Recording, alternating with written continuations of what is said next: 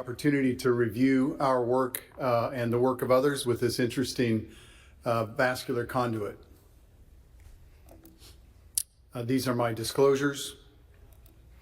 The human acellular vessel has been described in the Surgical Innovations write-up and paper published in JAMA Surgery just last year.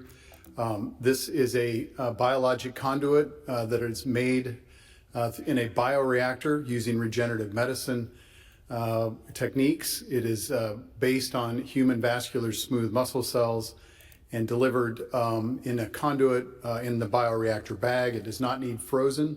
It does not need to be frozen, should not be frozen. It's refrigerated and then can be used as a vascular conduit. Once implanted, the human acellular vessel has the potential to regenerate as the patient's own tissue. Its biologic properties render resistance to infection, and they certainly are relevant in the use for vascular injury and trauma, as well as a conduit for tissue loss in gangrene resulting from CLTI. The HAV has properties to self-heal by the patient or host cells or health cell repopulation after it's punctured and or injured. A phase 2 clinical study of the HAV was published in the Journal of Vascular Surgery. This was a study performed in Poland. This was an initial phase 2 study of 20 patients in a femoral to above knee popliteal position in patients with either critical limb ischemia or claudication. In this study, all HAVs functioned as intended. There were no structural failures or rejection of the vessel in this study, and the 2-year follow-up was reported in this JVS paper, showing primary and secondary rates of 58% and 74% respectively, and there were no infections or amputations.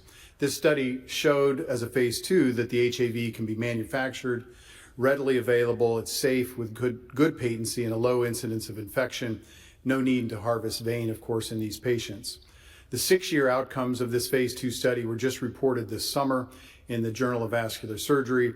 Of the 20 patients, 12 patients completed the initial 2-year study, and 6-year primary and secondary patency was able to be reported in 5 or 6 of these patients, showing 45 and 60% patency, primary and secondary, with this longer outcome. Again, no infections or amputations in this study. And these early phase 2 studies really set the stage for a pivotal phase 3 trial of this vascular conduit for CLTI in U.S. centers.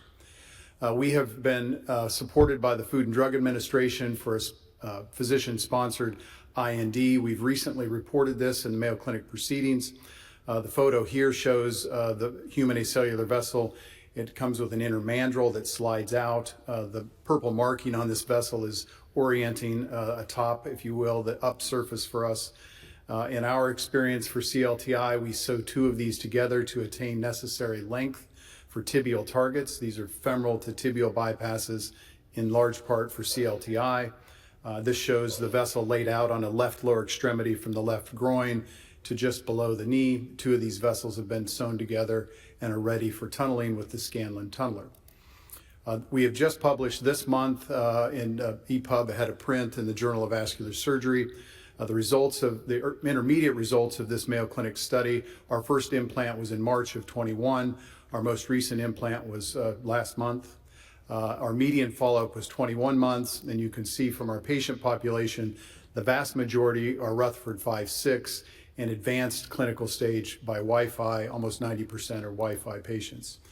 This study that you can look at JVS for more details. This figure depicts our distal targets, most of which are tibial. This shows, in one example, we've sewn the HAV to a Dacron conduit, aortofemoral bypass limb in the left groin.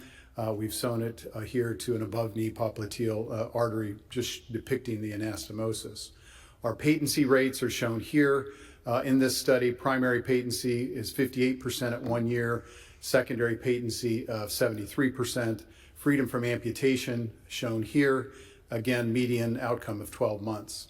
So in conclusion, the multi-center civilian BEST CLI trial, as well as the military's wartime experience, highlight the need for an off-the-shelf biologic for vein-limited patients, I think HAV is the most promising, truly novel conduit since PTFE, and our experience in several of these settings and studies show its safety, resilience, and effectiveness at intermediate time points.